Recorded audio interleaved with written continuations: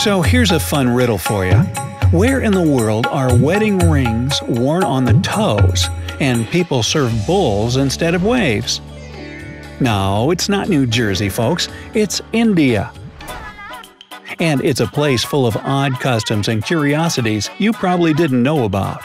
And guess what? Today's your lucky day. I'm going to tell you about it. For example, there's, in descending order, Number 12. The quirks of Indian English. Now, India is one of the largest English-speaking countries in the world, second only to the US.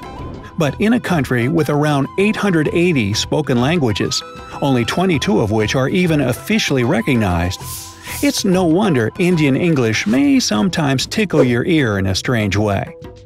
For instance, if a person starts talking to you with a weird yar sound, don't worry, that's just the Indian way to say, "Hey dude!" Indians would probably ask your name with the phrase, "What's your good name?" And no, that doesn't mean you have some kind of a bad name that you somehow earned. It's just a way of being polite. And when an Indian person finally starts addressing you by your first name, they may add G to the end to show how much they respect you. Ah, my dear bright-sider G. 11.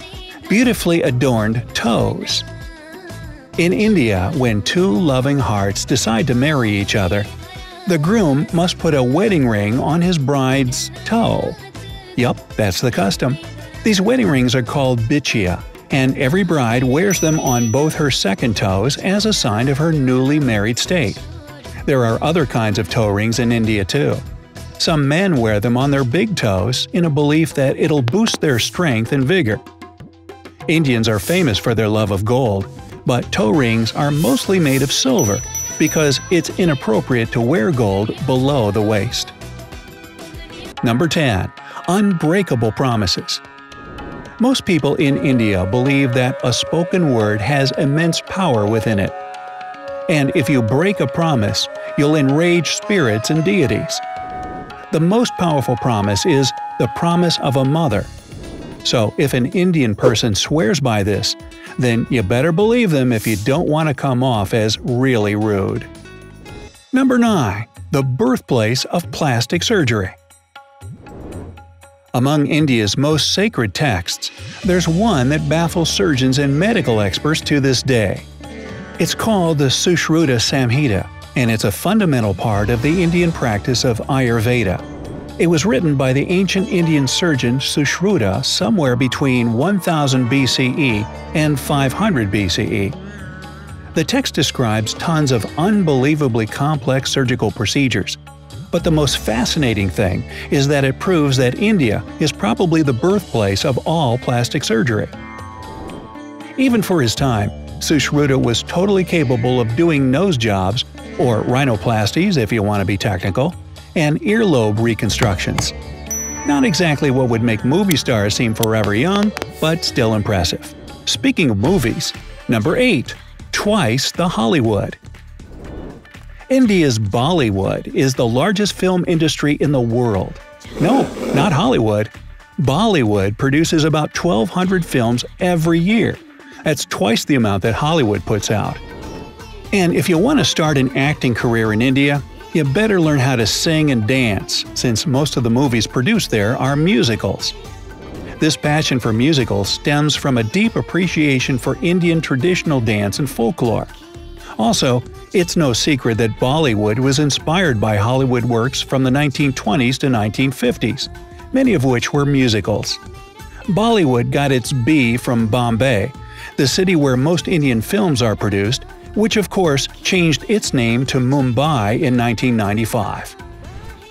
Yeah, they should keep the B. Mollywood just, isn't the same. Number 7. Holy rats! I know, it sounds absurd, so let me explain.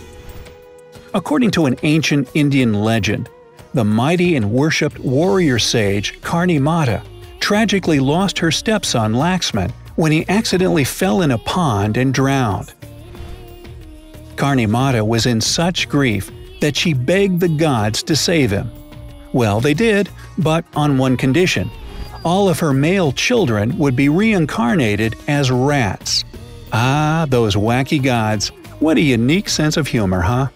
So that's why the temple devoted to Karni Mata in Deshnok is known as Rat Temple. Here you are, going through a huge hall, completely covered in rats. But people here are happy to come and share their food with these sacred, long-tailed rodents. Hey, might be a relative. It's a particular honor to come across and feed the rare white rats in the temple. They're believed to be the true reincarnation of Karni Mata and her sons. Number 6. Bull surfing. Whoa, gnarly dude. If you ever go to the village of Anandapalli after harvest season, then you might be able to watch some bull surfing. How do you surf a bull? Very carefully, I'd guess. You see, first off, they make a track on a flooded field that becomes pretty much a big muddy swamp. Then teams, yeah, it's a competitive sport, compete to stay on a board being pulled through the water by 2 bulls. These jockeys train for this event, and the bulls are groomed and cleaned with their horns being polished nice and shiny. Doesn't last very long. Can you see yourself hanging 10 on a board driven by 2 really big mammals in your hands?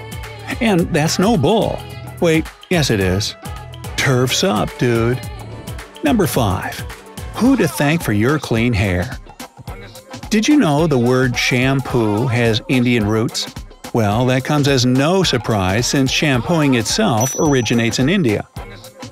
The original word shampoo means massage and was initially used to describe the process of hair strengthening with herbs common in India. But India has good reason to pay so much attention to their locks. The country sells over $20 billion worth of hair in a single month. Such amounts are second only to China. But even this hair-selling giant mixes its product with Indian hair for better quality. Number 4. Serious wildlife conservation. India gets a lot of criticism for its pollution problem, which there's no denying that it's a serious one. But that doesn't say anything about Indian people's attitude towards wildlife. There are 104 national parks in India, with over 15,000 square miles of overall coverage. Some of the rarest animals on Earth inhabit these parks, like the bizarre-looking purple frog, the smallest pig in the world, the pygmy hog, and the largest living bat, the Indian flying fox. These endangered species are in severe need of protection, and India has proven itself very capable of wildlife conservation. Just take the country's national symbol as an example. In 2010, there were only between 1,700 and 1,900 Bengal tigers left in the world, but those numbers are now up to around 2,200. The Bengal tiger is still considered endangered, even though it's the biggest tiger species in terms of numbers. So you can imagine how grave the situation is for its cousins elsewhere. Number 3. Towers of Silence. India is not only home to rare wildlife species, but some uncommon ideologies too. One of them is Zoroastrianism. Zoroastrians believe fire and earth to be sacred fundamental elements, so it's very bad for them to bury or cremate their departed. The solution they came up with was to build towers of silence for the deceased. Also known as dakma, these towers have no roof so that nature can step in and do the work as an undertaker. The only towers of silence still functional to this day are in India. But let's move on to a place that's very much alive and definitely not silent. Number 2. Packed like sardines in trains. India has the 4th largest railway system in the world, with almost 42,000 miles of track overall. But if you want to keep a pleasant impression of this country in your heart, then you might want to avoid trains at all costs. Or if you're just curious to see people hang off the sides and ride on the roof of the train, then India is the place to go. Local commuter trains in India are unbelievably overcrowded most of the time, so even trying to get in one is pretty much impossible. And don't even bother trying to get a seat, you'd be wasting your time.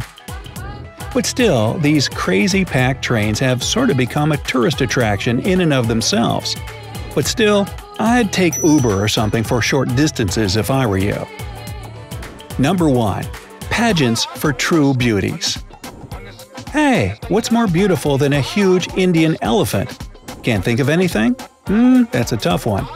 Well, the only real answer is the most beautiful Indian elephant, of course. There's a contest dubbed as such that happens each year on the full moon between February and March, and this pageant is a key part of Jaipur's famous Indian festival. Nowhere else in the world are these gorgeous giants celebrated like they are here. People get down to work preparing for the festival by cleaning the elephants and decorating them with an array of stunning embellishments and clothes. They even paint colorful designs on them. Then, everybody votes for the most beautiful and gracious elephant at the festival.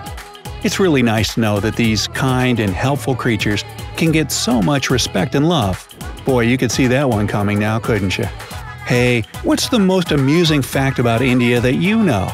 Add your own points to the list in the comments down below.